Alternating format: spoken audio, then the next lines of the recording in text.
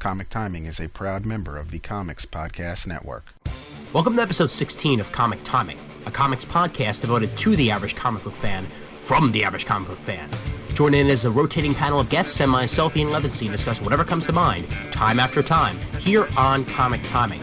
Today's episode focuses on violence in comics and whether or not comic books are still for kids. With the gritty and mature themes found in some of today's biggest books, has the genre outgrown children in favor of older readers? To discuss the issue, Matt Summer and Lord Shaper himself, Damian Smith, stop on by, and Damian premieres his brand new segment, Rogues Gallery. Here now, Comic Timing.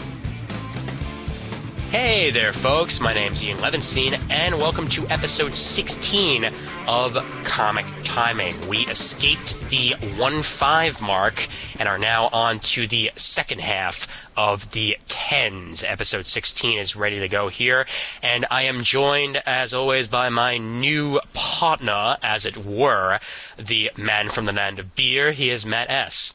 All right, here we go, big 2-0. Oh, yeah. Not yet, man. Well, we're counting down. Exactly, yeah. There we go. And joining us for the first time, he is an affiliate of the show with his LordShaper.com. That is The Furnace, and he is the Lord of all Shapers. He is Damian Smith. How you doing, guys? Doing pretty well. Glad to be graced with an Australian accent for the first time on the show. Okay, it still doesn't sound any different to me, but... Yeah, he's probably baffled by your Brooklyn accent. Oh, exactly. I've been listening to Dick DiPartolo, so you get that there.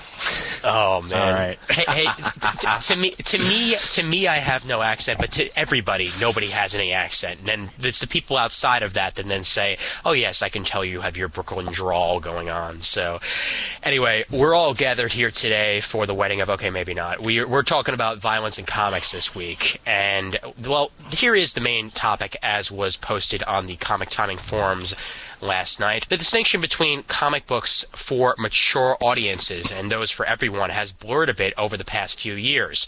Are comics not for kids anymore? Is violence in comics on the rise?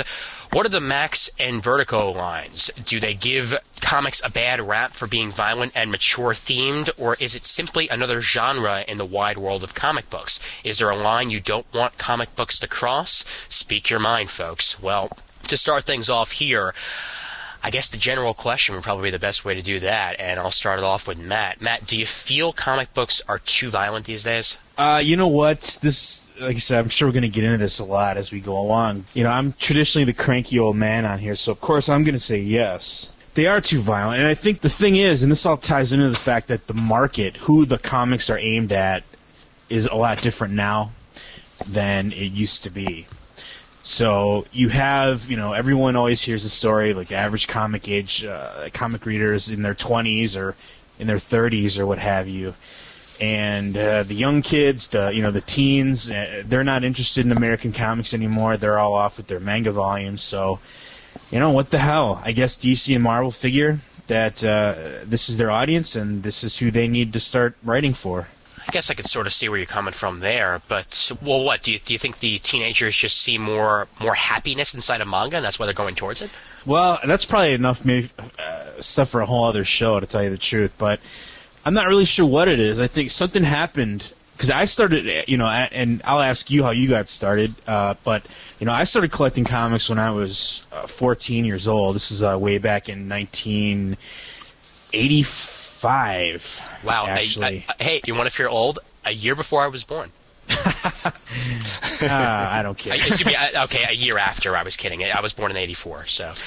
Well, I mean, the point of that is just that I came in my first year of comic collecting, saw a lot of big, kind of more mature titles like Dark Knight Returns, Watchmen. I smacked right down in the middle of Crisis on Infinite Earths. I saw a lot of stuff that was a little more adult-oriented. Comics just kind of starting to shake out of that whole, they're not just for kids anymore kind of thing. I don't know what happened after that. Like, the next generation after me that you belong to, I suppose, just seems to have not really caught that same train that the older folks have. So, I mean, what got you started into comics? Did you have any friends that were reading comics at the time? It wasn't exactly the friends. It was actually more the animated series that were on TV at the time. I was a huge fan of the X-Men animated series, and I was a huge fan of the Spider-Man animated series, and that sort of led me to the line of X-Men comics and Spider-Man comics, and from there I sort of got my in and basically ended up at the comic shop at least once a week. I had a comic place that was actually right down the street from me, which helped out a lot because there was a movie theater that I used to go to called the Kingsway, which is actually now a Walgreens, which I'm still pissed about. So you go from great movie theater to Walgreens. Jeez, I'm getting old, but they're everywhere. Exactly. It happens over you too. Don't worry about it. I'm glad it's not just me, Damien. I'm glad it's not just me. And right next to it was AAA Comics and Cards, which later became Acme, and they moved down the street from where they originally were, right next to the movie theater. They moved down the street from there, and I would just basically go there every week and, pick up random comics. And my first comic that I can remember was Uncanny X-Men number 300, which I bought because of the shiny cover. and it was a... Actually, I've still got some shiny covers that are actually still sealed that I didn't even know what the comic was and I bought. And that's a episode that we did a couple of episodes back right there. So yeah, Ian was a little too much of a youngster to remember those heady days, but Damien and I know the giddy thrill of purchasing 5 copies of X-Force #1. Oh, come on, dude. Yes. Hey, we had a whole episode about the 90s with Derek Howard and David Price a couple episodes back. That was all about the 90s, and I talked about my first comic being Uncanny X-Men number 300 with John Romita Jr. and the shiny cover. It wasn't really the violence that got me in. It was the wonder, which I guess I am in the minority these days. I don't know. But, Damien, how about you? I mean, what do you think about violence in comics? Well, I started off with like a lot of the GI combats and stuff like that from many, many years ago, and sort of was picking up bits and pieces from there. But after that, like I stepped out of it and came back into it, and I got wrapped right up in the Vertigo stuff. So this was probably towards the end of the 80s. I was picking up a lot of stuff that became the Vertigo type stuff, the Hellblazers and Grendels and all that, and that's what really caught me. So, like, it's not stuff that I'll let my son listen to. Oh, well, sorry, read even. No. You don't let your son listen to this podcast. You don't let your son read comic books. There you go. Yeah. Oh, no, I dug out all my old Batman animated series comics, and he's got them. He's only 2.5, so he just goes through pointing out Batman. But, any of the other stuff, all the Grendel stuff and all that, they're sort of kept out of his reach, so he doesn't want to look at them. So, there is stuff out for both.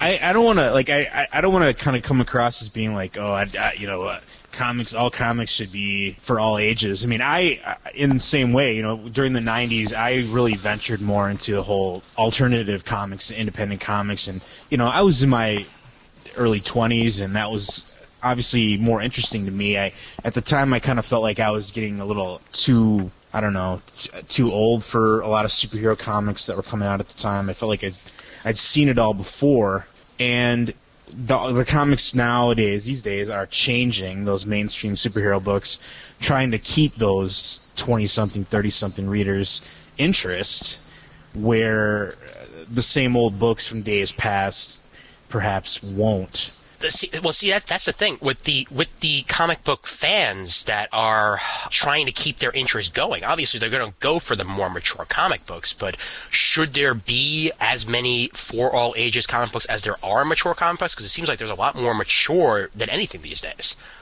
Well, that's kind of where my problems lie with what's going on right now. Is that if you think about it, since the late 30s. Even up until when I kind of started collecting, up until the mid-'80s, parents would have no worry about picking up any of the mainstream Marvel or DC books to give to their kids of any age. It just wasn't an issue because, at the time, they were still more interested in appealing to the younger audience. They were still much more under the sway of the Comics Code Authority, that they wanted to make sure that they weren't doing anything that was, bad or naughty because they could get themselves into trouble. Yeah. But, again, this all ties in sort of to the direct market and everything else, too, because once comics started getting taken off the newsstand, once they started, becoming kind of this specialty item that appealed to older comic fans, it started to go a little darker direction. I'm kind of shocked right now because you can pick up, any of the mainstream Marvel or DC books right now. Superman in the 60s in the Silver Age used to be aimed at like 8-year-olds, and so that's why we had all this crazy ass stuff with 18 different flavors of kryptonite and all these really wacky things and super pets and the crazy monkeys and whatever. And I'm not saying that we need to go back to that, but the problem is nowadays, you pick up a Superman or a Batman or a Wonder Woman and you see Wonder Woman killing a guy. Yeah, but even if you go back to some of the early Batmans, probably in the first 3 issues they had Batman in Detective, he killed 2 people. Well, I won't disagree with that, but again, that's back in the 30s when these things first came out. Again, it was sort of a different audience. Yeah. It was aimed more at the pulp magazine reader and a little more, anything goes kind of back. Watch out or Papa Spank. Okay. Well, that is the line that basically explains that entire pulp era of Batman to me. In those early issues, he could get away with saying things like that. He could get away with killing people. He can get away with shooting a gun off. And these days, Smoking the very I must have missed that one. That was the Detective 79 where Batman rolls a fat one. Oh, God. I have such bad images in my head right now. But, yeah, I mean, obviously it was a very different Batman back then. We saw a swing, and again, I think that we kind of saw this swing of when comics first came out. There maybe, no one really knew what was going on, and things were kind of crazy. And we had the whole, like EC comics were obviously aimed at more adult readers. After that whole '50s witch hunt in the United States with comics, we have much more, kind of a shift in who comics were being produced for, and especially the superhero titles definitely were aimed at more of a younger audience, especially the DC stuff. Now, Stan Lee came along in the 60s at Marvel, and part of why they were so successful is because they kind of upped the age range to the teens, to the young college-age kids, and wrote a little more of a mature storyline. Well, Damien, I mean, you're a fan of the villains, obviously, as we'll get into later on in the podcast, obviously. Yep. What is it that draws you to the villains? I mean, well, they're obviously the most violent of the bunch. I've found them to be a bit more interesting than some of the other characters. Like, I know people are going to hate me for it, but I'm not a fan of Superman whatsoever. But people like Lex Luthor, that's what would get me interested in reading it, because, he's more interesting to me, for what he can get away with. Okay.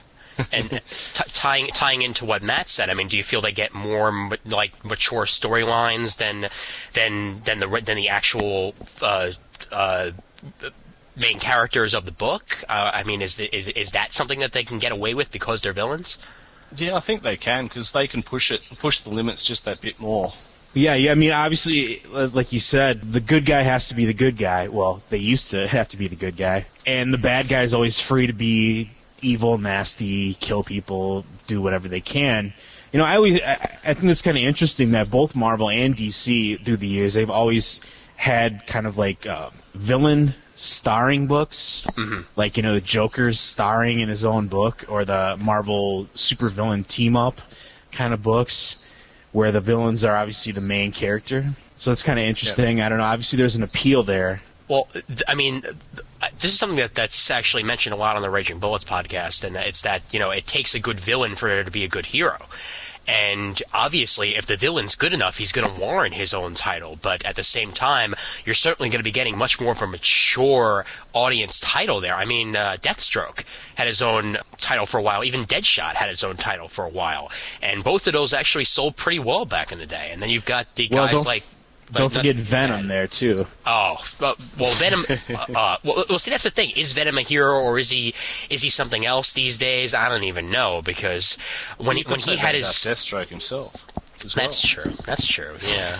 But we've always had that. I mean, the Punisher, let's look at a character like that, a guy who has guns that kills people, I mean, how heroic can you get with that kind of character? But they've still managed to portray him as a heroic figure. Well, that's the sort of thing also. Like, I mean, these days you certainly see that a lot more than ever as sort of the anti-hero being the head of a book, like something like a Hitman or a Punisher, where or the Darkness, where you'll see a guy who, literally, you're not going to see him hanging out with Superman. You're not going to see him hanging out with Spider-Man. Well, except for every now and then Punisher was hanging out with Spider-Man, but still, most of the time they're on the opposite side of the law, and yet you're still getting rid of the villains. Only theirs is just a very different type of justice than what most of the other heroes have. No, I was just thinking also the Hulk would also fit into that sort of category as well. Where Yeah, no, definitely, without a doubt. He's fell into that role plenty of times, and even when he was on the Avengers, he'd be running off and going on his own rampages. So, what were you going to say, Matt? Just wanted to bring this back to me because, really, obviously the 90s was the grim and gritty decade, so we did see a lot of kind of more violence and mature kind of things pop up.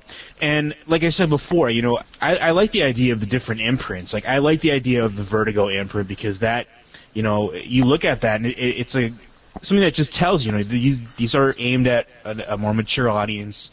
These are going to be dealing with more adult subject matter, and it's kind of it's like a wall between the mainstream kind of books and the ones that are more aimed at adults. And then Marvel did the same thing with their Max line, which was a little more confusing to me because there was a lot of crossover with mainstream characters in those adult books.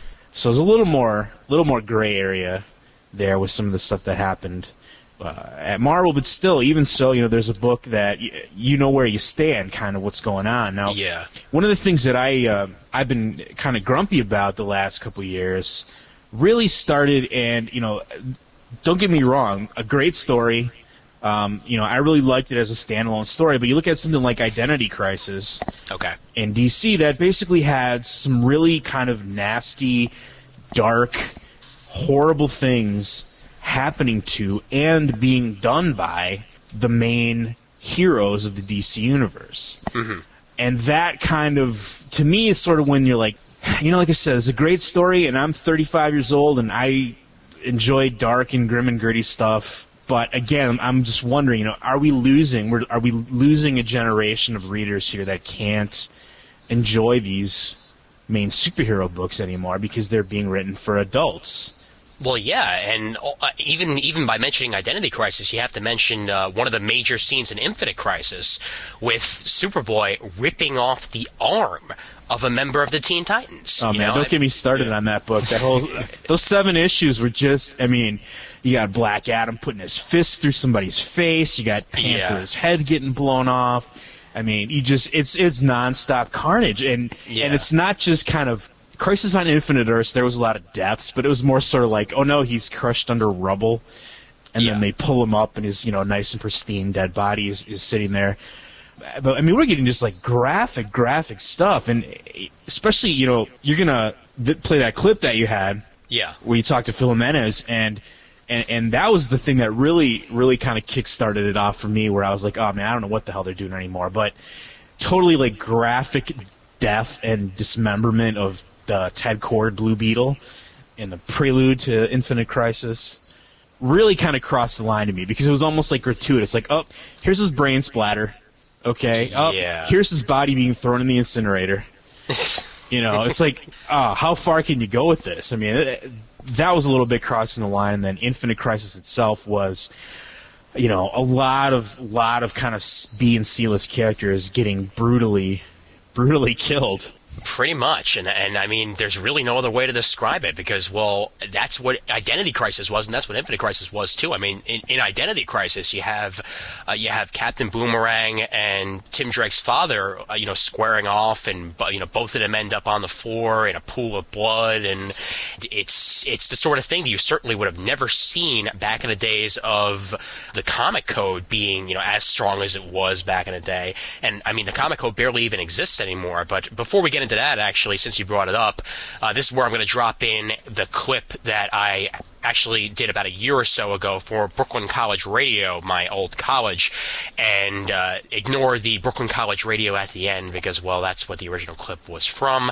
I have a clip here about whether or not comics are still for kids, and I actually had an interview with a friend of mine, Brian Barrientos, who you've actually heard on the Geek Speak podcast a couple times, one of my local comic book shop owners, Hank Kwan, who owns Bulletproof Comics here in Brooklyn, and a couple of different segments from Phil Jimenez for, at the time, Road for Infinite Crisis. And, well, he does actually touch on why he did that scene the way he did. So actually, it's about a 6-minute segment, and then we'll get back to the actual conversation.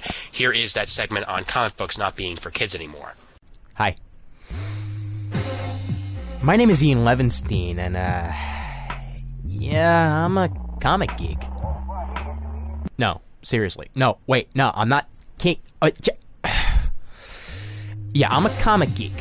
Not quite a nerd, but definitely at least a geek. I've been collecting comic books since the ripe old age of 13, and since then, yeah, basically seen it all. You know, the usual. Clones, deaths, resurrections, flaming skull heads riding motorcycles while battling demons. You get the idea. And now that I'm 21, well, the comic book addiction remains, but the comics themselves have changed. They've evolved into something different, something more, mature and vulgar. Certainly not the same thing I got into when I was 13. But it brings up an interesting question. Are comic books still for kids, or are they more for the almost adult type, like me? My buddy Brian Barrientos has been a comic book nut as long as I have, and possibly even a bit longer. 13 years he's been collecting now, and he notices a bit of the change too, from the 90s until now. Back in the day, comics were all about the coolness factor. Creators like Todd McFarlane, who created Spawn for Image Comics, and Rob Liefeld, who made Cable for Marvel, made characters basically for their look alone. In the 90s, I think everyone was trying to make all the characters more badass. I think now it's just that they have more freedom and just let their characters be themselves, you know. You're not going to see a brooding Peter Parker or a brooding Kyle Rayner, you know, which I think is a good thing.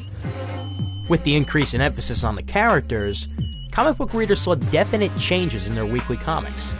While we're gaining favorite characters that were lost to marketing ploys, other characters changed drastically, maturing their attitude and their personality for a different age group. But according to Hank Kwan, who has worked at Bulletproof Comics here in Brooklyn for 13 years now, there are still comic books for everyone. You just gotta find them. They have, like anything else, they have different genres. They have comics made for more young audience, and they have, comics made for the adult stuff. But the mainstream ones have, I think, lean toward more adult content. There's more violence and sex in comics, like a lot of cleavage and stuff like that. Anyone who's ever taken a marketing class can tell you that sex sells. And the most important comic book companies out there, Marvel and DC, caught on to this fact and, well, they ran with it. Their styles do remain distinctly different, however. Marvel Comics went with the strategy of staying ever new and ever fresh in the eyes of their readers. Their main attempt at success came with the Ultimate line. Headed by writers such as Brian Michael Bendis, Mark Millar, and Warren Ellis, Marvel mainstay characters such as Peter Parker, Spider-Man, and the X-Men are just starting out again as rookies, allowing new readers to jump in on the ground floor once more. While Marvel tries its best to stay fresh, DC Comics tends to remember its long history a bit more, keeping the history fresh in the minds of both its young and old readers. Phil Jimenez is an artist at DC Comics and has dealt with this particular style firsthand.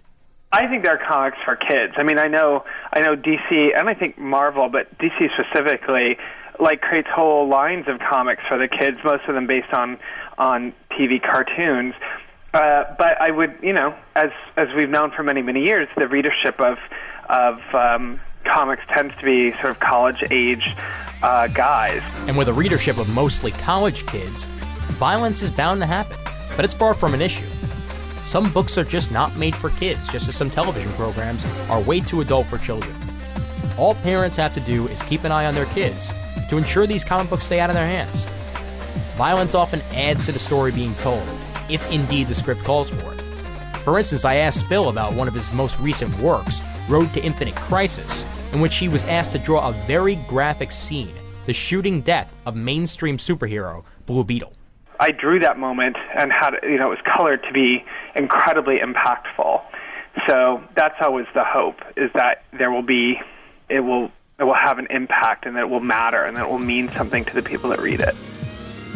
As the maturity level of comics increases over time, new opportunities are presenting themselves inside the industry. Capitalizing off the success of movies like Spider-Man and X-Men, which were huge box office draws, the comic industry continues to try and break their geeky kiddie stereotype once and for all. And one of the main forms they're using is the trade paperback, which is a collection of multiple comics in one large volume. Hank Kwan sees the importance behind this new phenomenon. It is good, because trade paperback, I think, also brought in a lot of non-comic people, because I think trades are sold in regular bookshops, like Barnes & Nobles and I guess some newsstands, and like a lot of the non-comic people would pick it up, enjoy it, and they were saying, "Oh, wow," it would give them a different perception on comic books because it's so well done. As hunting for back issues and storming stores for the last copy of an issue becomes a thing of the past, this subculture is beginning to shape up into something bigger, something more important, something that can be accepted as not just for kids anymore. But as with everything, there will still be people who just don't get the point, and probably never will. It's like, people would tell me, how could I read comics every month? I don't know, how could you watch Desperate Housewives every week? I mean, it's addicting, isn't it? I mean, the stories are good and the characters are great, and then you want to know about these people, That's all it is. For me, all I know is that as long as the stories stay interesting and as long as the attachment to characters is there, I'll remain the geek that I am, picking up 7 or 8 comic books a week for a good $20 or so. These comics will then continue to litter my room and floors when I'm too lazy to put them away. And hey, as long as new readers discover this ever-growing, ever-adapting medium, comics will continue to live on and grow on the floors of a new generation's room. For Brooklyn College Radio, I'm Ian Levinstein. Before we head back to the episode, I wanted to share with you this quick little promo that Derek Coward did for his upcoming Noisy Awards, as Derek is a friend of the show, and I most certainly want to support him. So, well, here's everything you need to know about the Noisy Awards.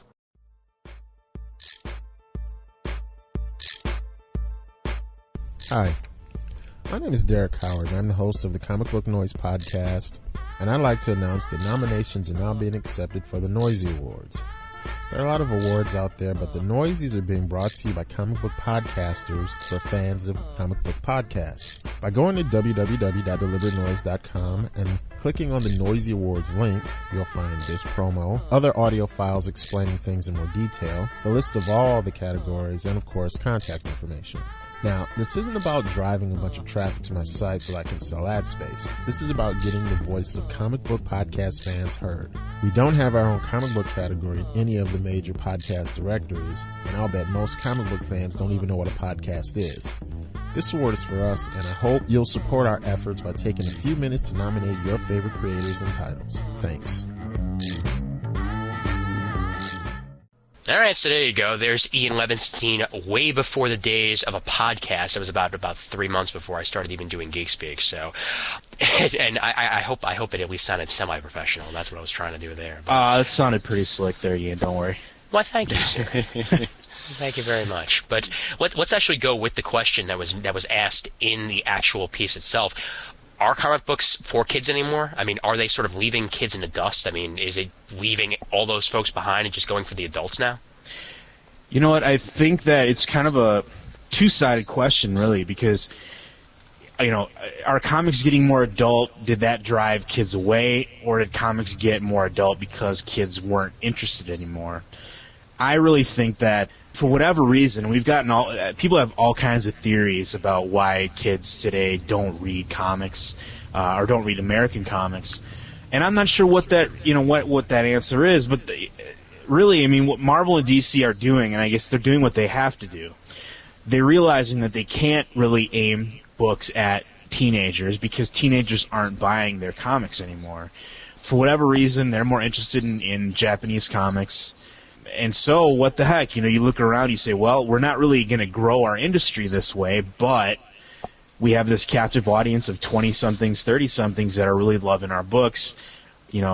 What the hell? Forget the kids. Let's just, full bear market to these adults. Yeah, well, they certainly have been going full market with the adults. I'll tell you that much, especially with what we mentioned before within Identity Crisis and Infinite Crisis. I mean, Damien, what about you? I mean, do you feel comics are for kids anymore? I mean, minus what we've already mentioned with the Johnny DC and all that, really doesn't seem to be a lot for kids. No, there's not a lot that I've seen. I've even picked up some 2000 ADs and stuff like that I haven't looked at for years, and they're definitely not for kids anymore. Most of the stuff, there's rarely anything you'd really want to show any kids that I've seen. I'm looking around what I've got around me, and even Daredevils and things like that. When you have Bullseye shooting people in prison and that sort of thing, it's something you don't really want to show someone who's under the age of 10. Well, right away that also does make me think of, how comic books are viewed in the public these days, because even the movies that you would think would be more geared towards kids, except for maybe the Spider-Man movie, which definitely was geared for children. I mean, you have Wolverine going on an absolute rampage in X-Men 2. You have Bullseye in the Daredevil movie going absolutely insane. You've got Hulk with him going on a rampage. I mean, even what would be in the mainstream eye is not even gearing towards kids these days. Yeah, that's true, other than the fact that, I guess all those movies have pretty much been in the same range of movie ratings. I don't know what, between PG and PG-13. So I guess, that level of stuff, if you're ready to take your kid to see that kind of film, then I guess they could handle reading the comics. And the truth of the matter is, when I was 13, 14, 15, I was reading a lot of books and watching a lot of R-rated movies and things that I probably shouldn't have been reading and watching anyway.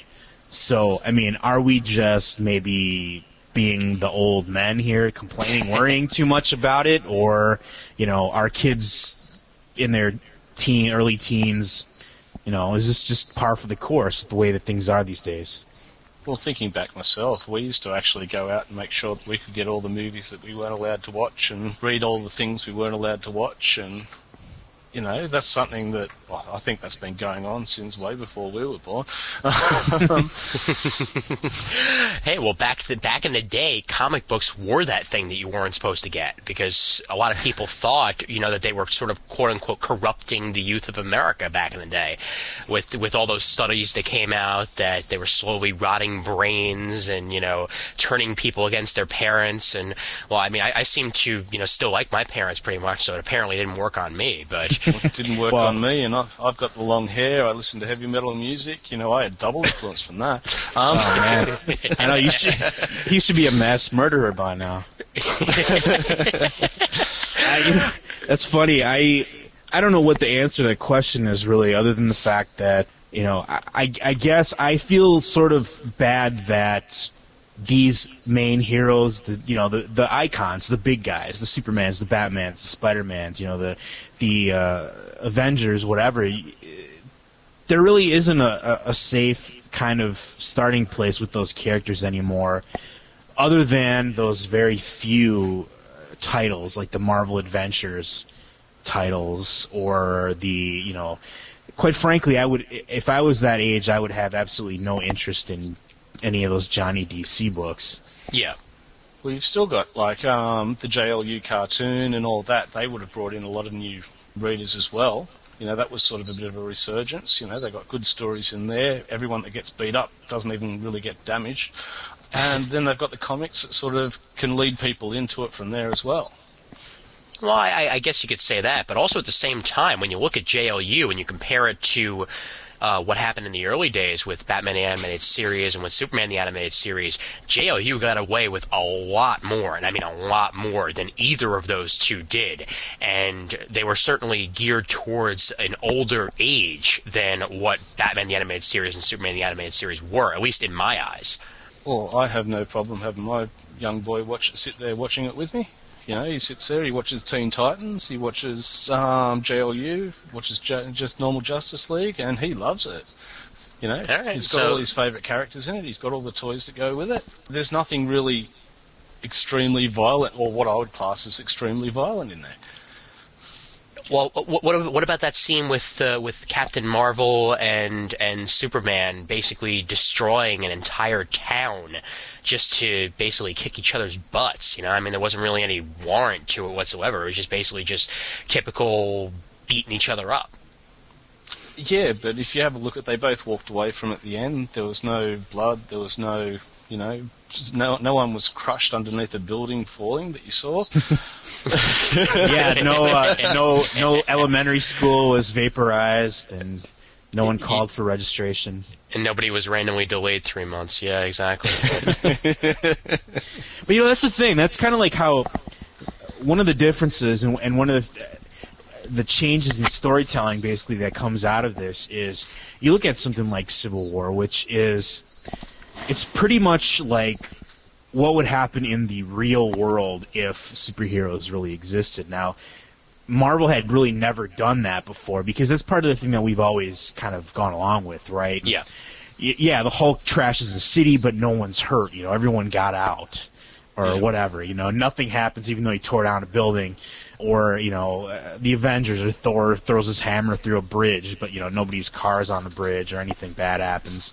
That's not the case really that much anymore. You know, we're getting much more kind of, I guess, quote-unquote, realistic depiction of things and crazy violence. And I don't know if I've seen anything quite so violent as that first issue of the Ultimate Wolverine versus Hulk. Oh my God! Book. Oh yeah, yeah. I was speaking to my local comic store about that, and they actually said they went to put it on the shelf. They looked through it and said, "No, this has got to go on the top shelf where the kids can't actually reach it." Good. So I'm they glad actually to put see in that. things like that, so they've got sections that are out of reach. Which is actually something that was not the case at my local shop. It was just right on there with every other book. And mind you, I know the guys at my shop. They're good at actually, you know, making sure that only people who are supposed to buy the comics buy the comics. You know, if it has a mature emblem on it, if it's a Max Line comic, then obviously only people who are a certain age are going to be able to buy this comic, and so on and so forth. But every now and then you will see somebody slip away. You know, somebody who you're wondering, is this guy 17 or is he 14? Is he just one of those older-looking kids that really shouldn't have picked that title up? Especially something like Ultimate Hulk Wolverine, where you had Wolverine literally ripped in half in that issue. Yeah. You know, you don't want kids reading something like that ever. With lovely guts and everything else hanging out. Oh, exactly. You know, this brings up another point that I think is kind of dangerous. And, you know, I don't know the situation in Australia, but we have in comic shops, you know, here in the U.S., every year we have a spate of lawsuits or arrests or something that happens because of a minor buys a book from a comic store that then the local law enforcement deems, you know, perverted or pornography or whatever, something that happens where the comic store owner is, you know, brought up on charges for these kind of things. And for the most part, like I said, when you have lines, you have demarcated lines like Vertigo. You know Vertigo is an adult book. You put that on the shelf up high where the kids can't read it. You know, you see the Max label, you know, it's a more adult book. You put that away. But we've also seen, just in the regular to mainstream universes, we're seeing a lot of kind of graying of the lines there, especially, and we were talking about this a little bit before, two series that came to my mind from the last year. We saw a series by the name of Jack Cross that came out from DC, and a series, relaunch of the Vigilante series from DC, both of which featured simply the DC Bullet. There was no warning of mature content. You look in the issue of Vigilante, you see somebody getting their head decapitated with an axe. You see, you know, Jack Cross. I mean, that's not a mainstream DC Universe book. And if somebody looked at that and put that on the shelf, you know, I can see them getting into some trouble for that. Did Marvel and DC, I mean, do they owe it to shop owners and people out there to be labeling their books? Well, look, I got to tell you one thing. if the name is Warren Ellis, chances are it's going to be a mature book. You got to get on that. You got to realize that, putting this with just a regular DC bullet on there and not putting mature audiences on there, pretty much every title that Warren Ellis is going to put out there is going to have at least one scene in it that, unless you're, unless you're a certain age, you're going to look at that and be like, wow, that's really awesome. And then you look at your mother who happens to be round in the corner and she sees the guts and all that spewed and like, they let you buy this? And right away, you turn to the mother and say, you let him buy this? It's not they letting you buy it. That's the problem, because it should be the parents that are stopping the kids from actually purchasing this. If they actually gave a damn and watched their kids purchase this stuff and actually stop them from just going to the comic shop themselves and just picking out a random comic, then maybe, just maybe, they'd stop from buying these comics that they shouldn't be buying. I think that comes down to the fact that, like, not all parents are like us who grew up with them. Yeah. I know what I would look at to what I would show, young kids. I've got tons of stuff that I definitely know. Some of the old Razor stuff that I've got Razor Uncut, and that I don't think my son wants to read until he's at least 18. Especially seeing some of the covers they did on the bus. If the parents actually took an interest, except for just thinking, comics are for kids, that's where the real problem lies there. Yeah, that is. I mean, that's where I think we get into the danger, is that in the general public's perception. Now, whether this is right or wrong, I'm not going to argue this, but in the general public's perception, comics, have that taint of these are for young kids to read these books, which is why we get the lawsuits, which is why we get all these kind of confusing, controversial things that happen, is that people are surprised. The general populace does not realize that most of these books are aimed now at adults. And again, there's nothing wrong with that. There's nothing wrong with having comics that are aimed at adults, nothing wrong with that. But, when these parents today, chances are when they were kids, when they were growing up, they were in a time when you could buy a comic and not worry about it. Yeah. There was, unless you're going to the head shop to pick up the new, R. Crumb comic or something like that, you didn't really, there wasn't too much danger, especially from Marvel or DC. Though they always had that kind of reputation as being family-friendly, no real super controversial issues. So part of the, like I said, part of the problem is that the general public does think comics are for kids, and so they are shocked and surprised when they see mature content. But the reality is, I guess, that most kids, most teenagers, they don't have the interest in the books anymore. So they're kind of screwed. Marvel and DC are kind of screwed. If they get too adult with their content, then people complain. If they try to aim at a market that doesn't exist, yeah, exactly, then the adult comic readers are like, oh, this sucks, we want blood and gore. Well, at the same time, can you sort of blame this on the fact that, the Comics Code used to mean something?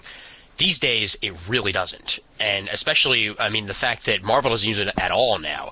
They're completely on their own rating system. DC uses it on some books, but not on others. They really have a choice on whether or not they're going to use the Comics Code. It's going to come to a point where, that familiar logo that pretty much everybody who grew up at a certain time knows. I know it. I'm sure everybody who's listening to it has seen a Comics Code. Well, 10 years from now, they might very well not know what the hell the Comics Code even is anymore. Up until I watched one of the documentaries that went into, with Stan Lee talking about actually how they had to bring in the Comics Code and get the logo and all that stuff, I didn't even know it existed. Really? And this was only 3 weeks ago that I saw this. Wow. It never was a big issue really back here. Well, it wasn't a big issue in the 80s when I started collecting comics. I didn't know what that logo was. I didn't really pay any attention to it either. It's sort of like nowadays, if you're into video games, the whole ESRB rating system, where it's supposed to mean something, but it really, to most parents or most people, they're kind of clueless. They don't really know what that means. They're not really expecting it. They don't know what those different labels are. And Marvel's system, they kind of have a modified movie rating system that they use with their books. In fact, I was researching this a while ago, and I believe Marvel's actually gone through something like 5 different rating systems in the last 5 years. Yep. So they've been kind of all over the place. At first, I think they tried to use the movie ratings, like PG and stuff, and then they kind of got in trouble from the MPAA saying, hey, that's copyright. And then they came up with their own kind of system. And yeah, DC has no system. The only thing that they follow is if there's a book that they think will pass the comic code, they will get it approved. If they don't think it will pass, they don't even submit it. They don't care. It doesn't mean anything to anybody anymore. Well, and every now and then they will slap a mature reader's little emblem on there just so people will know, this is not for kids. But like you said, Jack Cross, I picked up Jack Cross. I enjoyed Jack Cross, but at the same time, I picked it up realizing, hey, wait a minute, the mature reader's tag isn't on this. What the hell? I guess we're in an age where they assume that we're all mature readers. I guess, which pretty much answers one of the questions that we had. And we have a post on the forums by regular forum goer and regular listener Matthew Guy that I want to read right now. Comics and violence are like PB&J. They go together. The question is how much is too much of a good thing? Marvel's Max and DC imprint titles serve to a core audience that wants ultra-violent material. Johnny DC and Marvel Adventures titles for kids under 12. Regular comics are for 13 to 17 and any age above that, in my view. And mature titles are for those mature enough to read them and understand the consequences, and that comics are make-believe fantasy. Me personally, I have never received / nor bought mature titles in my comics, but I respect individuals' rights to purchase the items if they are able to understand the difference between real and not real in the world of comics. In the world of cable TV, the good and evil of the internet, and explicit lyrics and music, comics are just another medium for kids to fill their minds with, some good and some bad. The best advice for parents / family members are to inform themselves to the comics medium before sending them to the store. In effort, do your homework. I give my 6-year-old niece Scrooge McDuck Gemstone comics, not Punisher Max titles to read. Give her Johnny DC Scooby-Doo before giving her a Preacher trade. Be informed. Ask the comics retailer for suggestions for the kid in the genre they like most. Hope that helps. Matthew Guy. And he certainly has a good point with that. But again, it just really takes the parent actually going in there and actually taking the time to talk to the comic book guy behind the counter. I don't know about you guys, but my parents, they didn't know what the hell I was doing with comics. Yeah. They drove me to the shop sometimes. I don't recall if they ever came inside the doors, for however many years this was until I got my own car. So I don't know. I don't know if I can blame the parents for being ill-informed. I guess you can always for something. I just think we're at a point where maybe we should just kind of go ahead and just say, hey, young kids, we're not interested in you. We don't want you to be in our store. We're not selling to you anymore. I think the biggest problem is, there are comics out there that are for under 10. There are a good number of those. Yeah. And then there's a good number of comics that I say would be for older teens, but I don't think there's a lot of books that are appealing to the maybe like 10 to 15 or something like that kind of range. Yeah, Damien, as a parent, obviously, do you know other parents that might be comic fans and have kids that that they're trying to get them into comics, or at the same time parents that just in general have kids that are interested in the whole comic book world? Do they themselves take the time to maybe go in and talk to the guy behind the counter and find out what's good for their kids and what's not? Most of the people that I've known who have got kids, I've got some friends, but most of the people actually would be already that I know of who are introducing them to their kids are actually already reading them. Okay. So these days, unfortunately, I'm one of the first ones of all the people that I know to have kids. So I'm sort of one leading the way for them.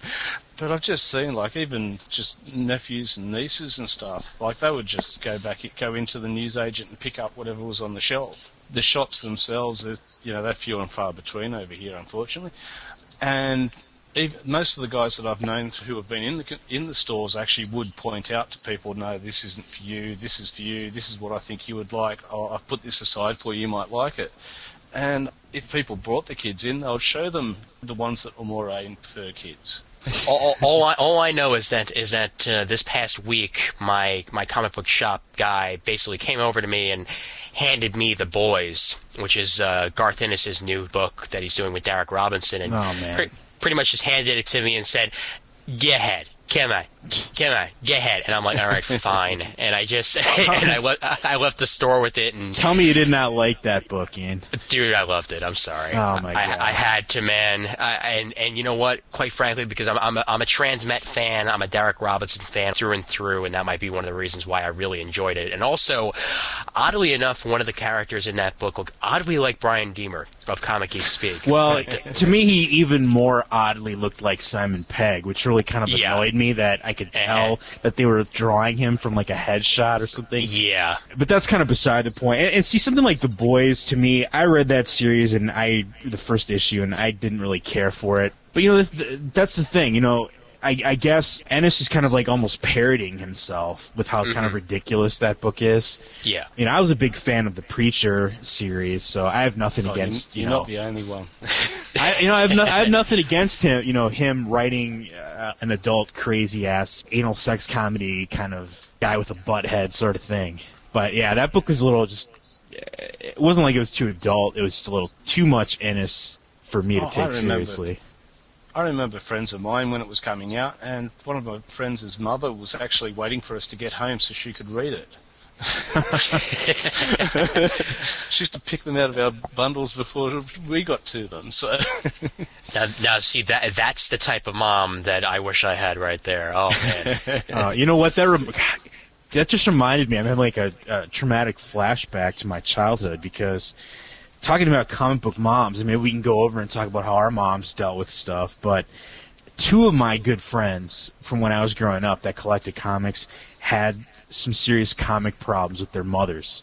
One of my good friends, his mom was kind of a new agey, sort of born-again, religious kind of type, and he came home from school one day to find all of his long boxes gone. Oh, no.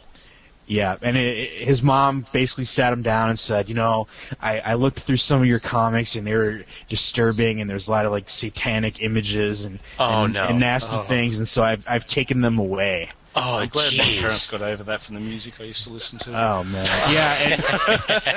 And my friend, he kind of figured out that she put them in the trunk of her car, and so he snuck down there and managed to rescue a few choice books before he had to sacrifice the rest of his collection.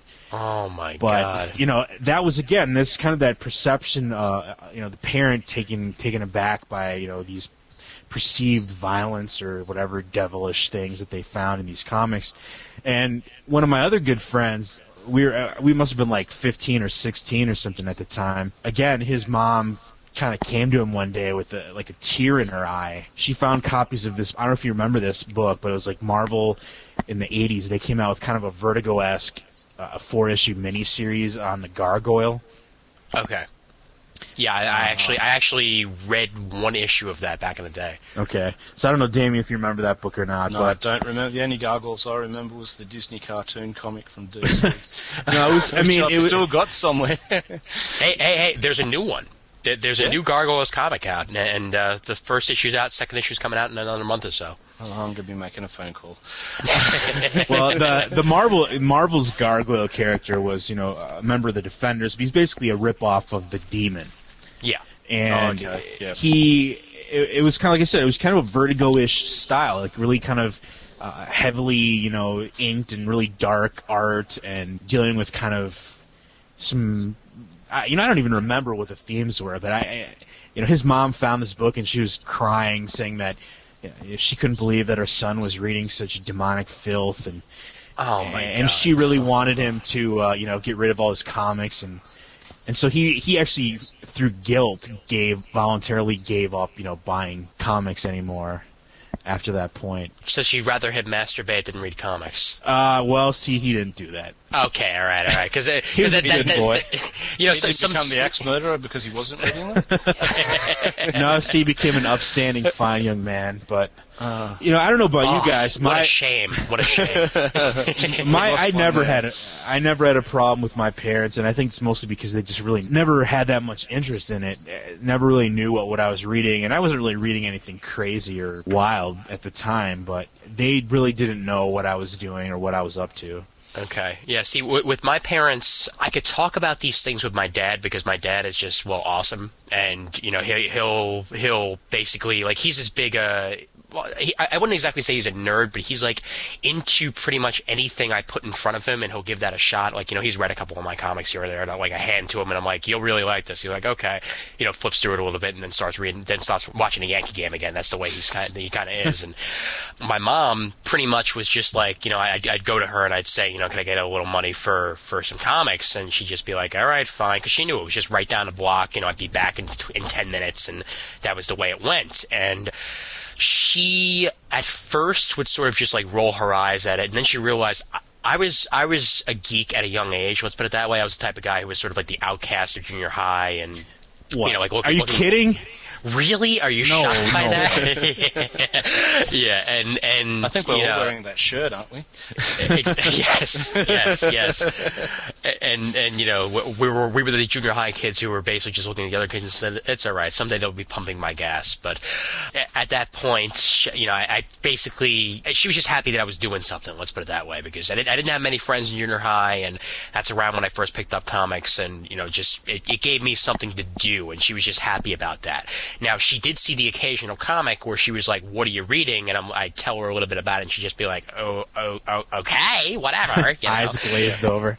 Exactly. And, you know, then she'd walk into the other room and just do something else. But, you know, my dad, at least, you know, he thought it was kind of cool, and that was that. I didn't pick up too many of the comics that you would consider to be really, really violent. I didn't really get into violent comics until about maybe 4 or 5 years back anyway, at least from what I remember. And that was when Transmetropolitan came out and all that, and absolutely ate up Transmetropolitan with a spoon. Immediately realized, hey, this Warren Ellis guy is awesome. I got to find every single thing he's ever wrote. I'm finally getting to Stormwatch now and picking up some of those old Stormwatch issues that he wrote, and was into, well, Alias, the Max title, which we're going to get into Max and Vertigo titles in general in the next couple of minutes here. But, you know, nothing that was too bad.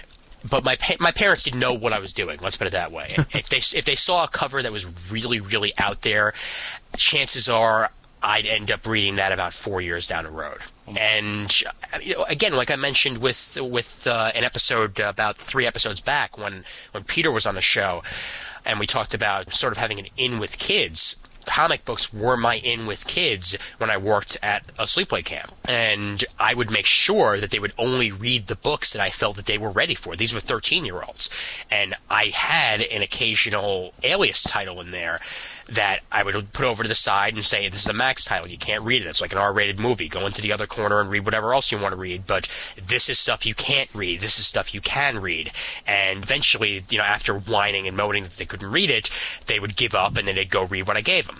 And they liked wait it. Until your back's turned and go and take it. Exactly. But, well, at least I'm hoping that didn't happen. But, you know, I tried to make it that they couldn't get to it and all was well with the world. So on my side of things, I tried to keep this away from the young kids. I don't know how many people actually did manage to do that, though. So there's the question. Well, So I have a question for you now, since you're segueing us into talking about Max and Vertigo stuff. Trivia question. Yeah.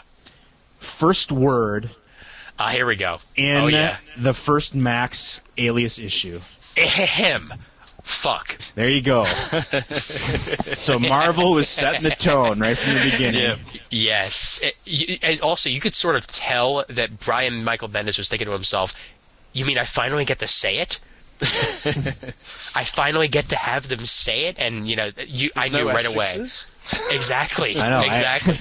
And I finally get to have Luke Cage do some backdoor action. Oh God! That's the kind of thing where I initially, even though I do enjoy mature comics and independent comics and things, Yeah. that really, I don't know why, maybe because it was Marvel or something, that just like turned me off from that series Really? right away. Huh. Like, man, this is just kind of over the top, like pandering to the lowest common denominator kind of thing, and that's just totally first impression. Okay. I'm gonna admit that, but that was my, when it first hit the stands, I kind of flipped through it and I was like, oh my god, what the hell are they doing? Well, see, it's funny you should mention that, actually, because literally that Max title was an eye-opener for me, to the point where, like, I picked it up, I thumbed through it, and literally after that first word, I'm like, oh, I'm in.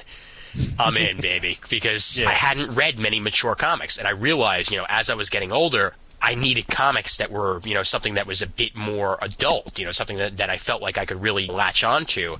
And it was like watching HBO. It was like watching something on TV. That's what I felt Alias was. This was the HBO, this was the Showtime. They could get away with it because it was a Max title. If it was happening in a real Marvel comic, on the other hand, I would have been really pissed. Yeah, I mean, like I said, as long as it's divided up, as long as it's under a special imprint or something that lets people know, where you stand. Yeah, if you look throughout the 90s, you had Marvel and DC, but if you look at half of the Image titles, there was no special title for Image. And you had The Darkness, you had Deviate, you had Pit, you had Spawn, and a lot of those were extremely violent.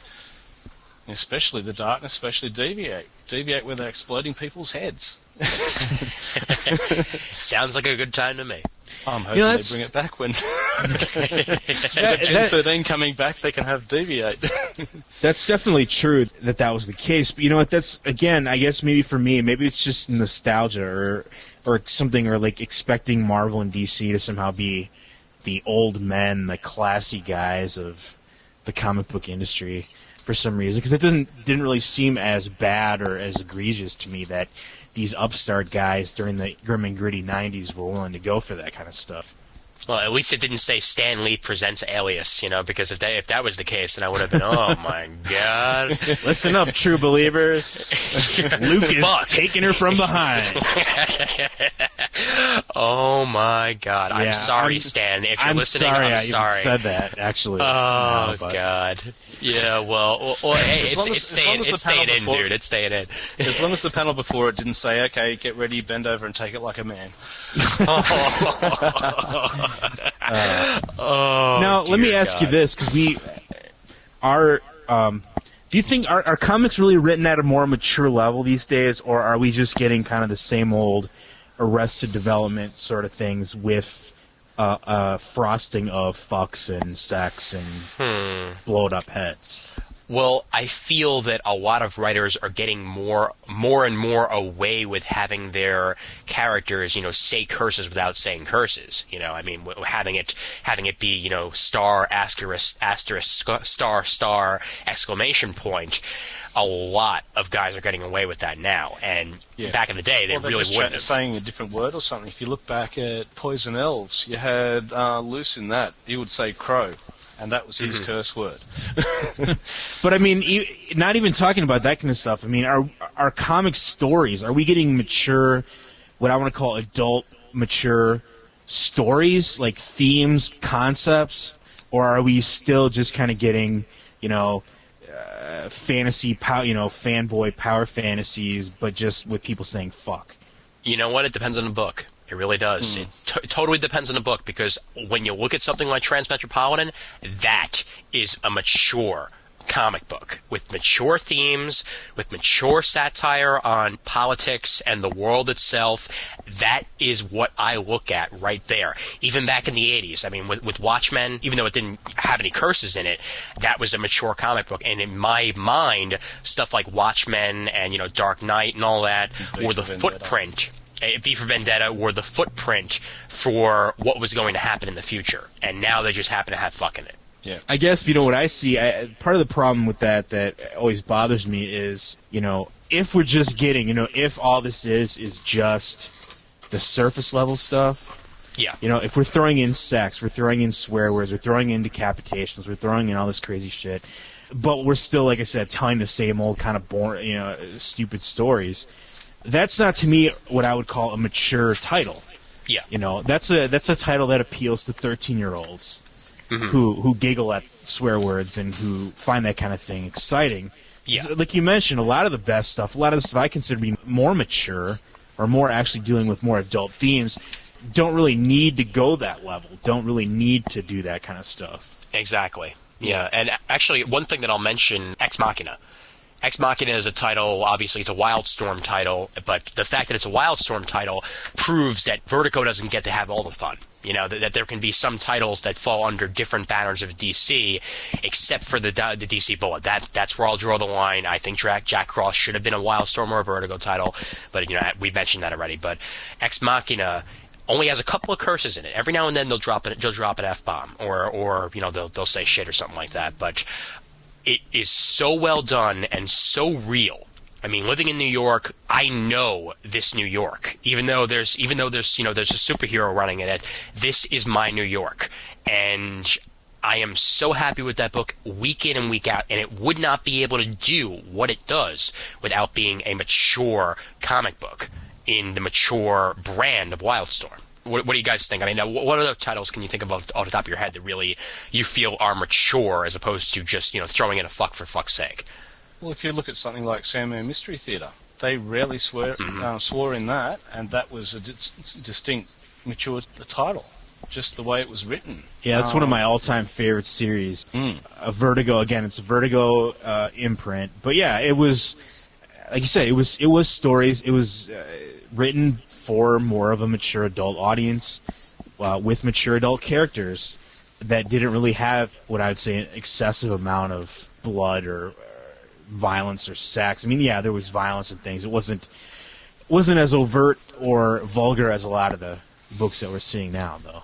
But it's also the fact that they dealt with the personal lives of the people behind it, rather than ignoring it. Like, you know, how many people know what half of the superheroes do when they're out of costume? Yeah.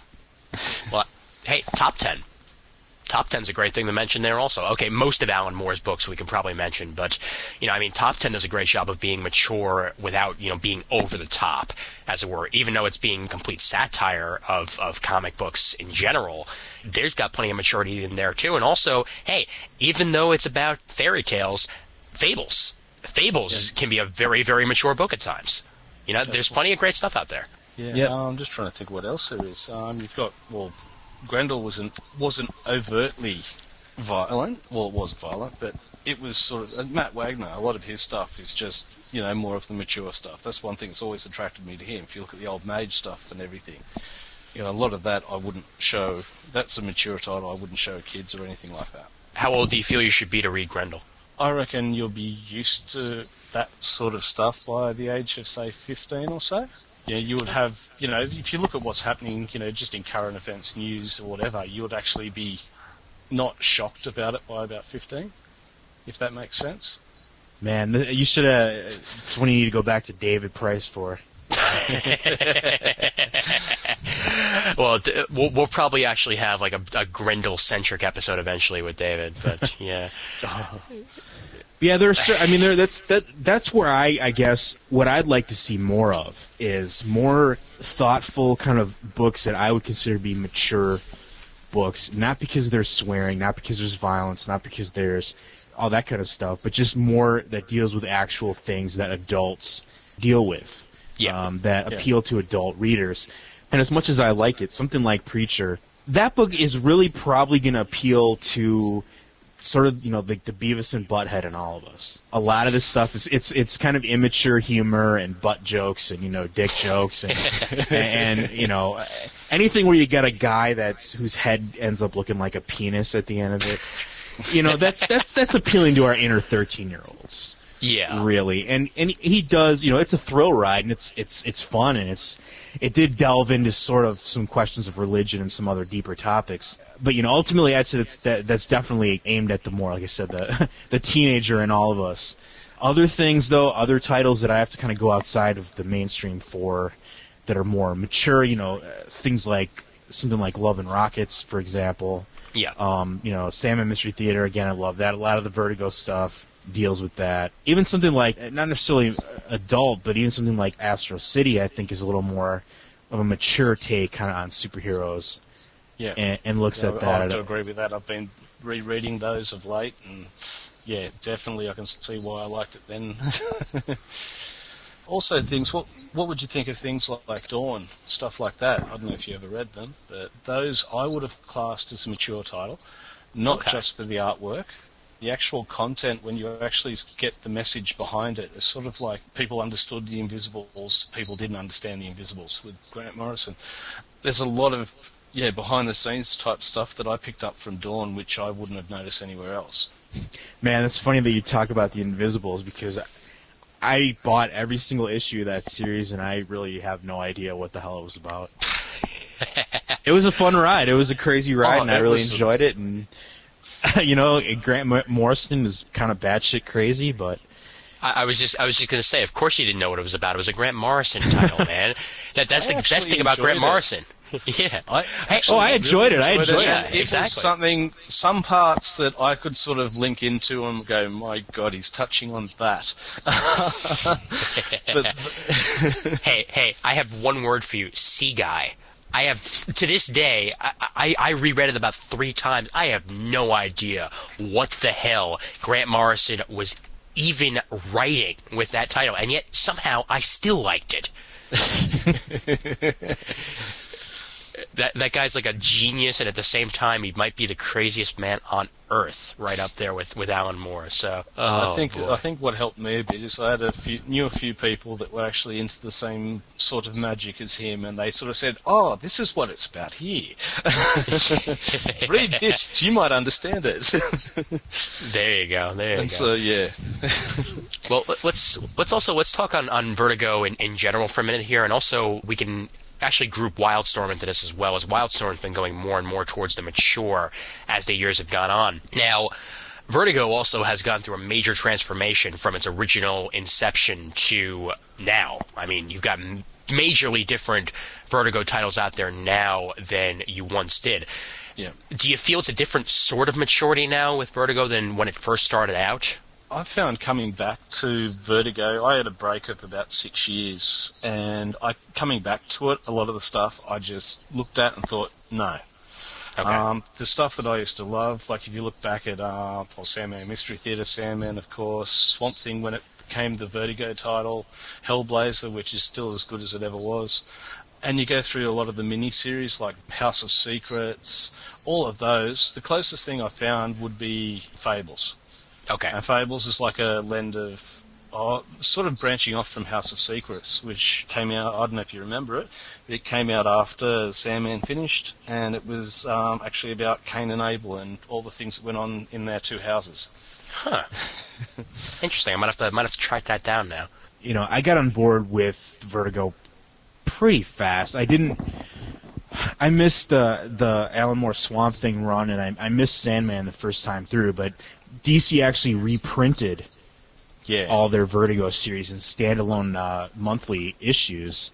Yeah, I started off with Sandman at about 30, and I actually was able to catch up with the reprints. Yeah, during the 90s, I went on I hadn't really read a lot of Sandman, and I went and bought all the trades, and just kind of went nuts. And I enjoyed it at the time. Again, a lot of people nowadays kind of look back on that and mock it as goth, kind of namby-pamby kind of crap, but I don't know. At the time, for me, I thought it was an entertaining story, definitely more mature than the average book out there. I don't know if there's anything that's coming out of Vertigo right now that's of the same quality as those original kind of big hits.